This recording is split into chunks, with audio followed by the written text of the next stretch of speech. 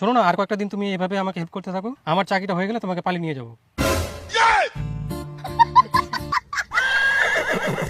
শালা দীপুর বড় বড় ভাষণ আর বউটো আসি এনে জঙ্গল দিলা করে। হ্যাঁ চলো দীপু কি আসি, কুই আসি মনে হয়, ডাকি আনি মুখ।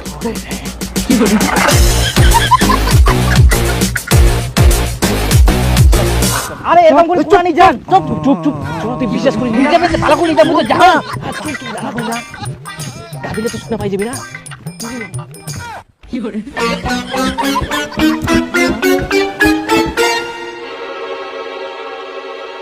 দেখো এই খোলা পরিবেশে যদি আমরা আলোচনা না করি, না হলে পরিবেশের বিষয়গুলো কোনোদিনও বুঝতে পারবো না। আকাশের দিকে আমরা কিছুই দেখতে পাচ্ছি না, কিন্তু চারিদিকে ধূলিকণা ভাসছে। এই ধূলিকণা থেকেই সৃষ্টি হবে মেঘ, তারপর আসবে বৃষ্টি। বুঝতে পারলা?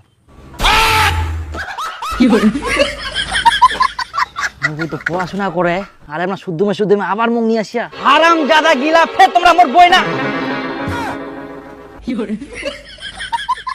শালা মোর বইয়ের পিছনে লাগি পিটি পড়ি আমরা, পালালেন কেনে এবার? আবার ধরা পাইলে গাছত বান্ধি না শোনানোই মোর বউ কত ভালো, কতবার কোয়া যায় মোর বউ ভালো ভালো ভালো, তাও শালা মোর বইয়ের পিছনে পড়িছে। খারাপ পুরি ছাড়বে, নিজে তো ওরকম বউ পাবো না, যদি খালি পাও না এবার। আচ্ছা তুই পার্কত বসে বসে কি করিলু? তোমাকে কে বললো?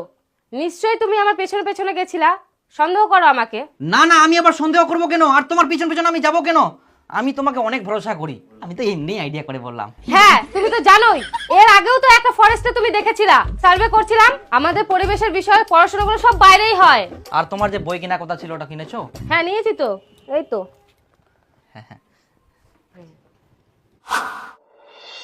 হ্যাঁ কি হয়েছে, এত আর্জেন্ট ডাকলে যে?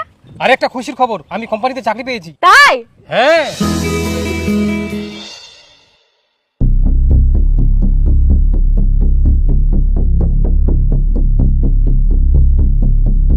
এ নাও ডিভোর্স পেপার, এখানে সই করে দাও।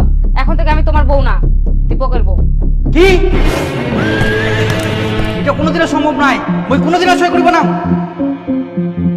শেষ পর্যন্ত তুই এই প্রতিদান দিস, তো যা লাগে মই সবকিছু তো দম পড়াশোনার জন্য। তুই চাকরি পা, চাকরি কর। না না না না না না, মই সই করবো না। সই করবি না? যখন কোর্টে গিয়ে ডিভোর্স ফাইল করবো তখন 10 লাখ টাকা দিয়ে দিতে পারবি তো? আর না দিতে পারলে সারা জীবন কেসে ঝুলাবো।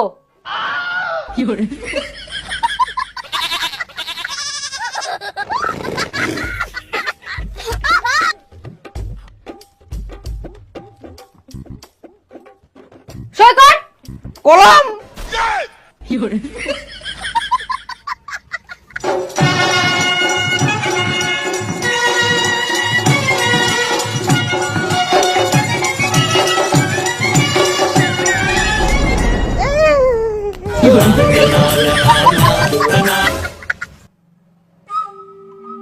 তাও তো বাঁচিনু, যদি মোক মারি মুড়ি বস্তা ঢুকাইছে দিল।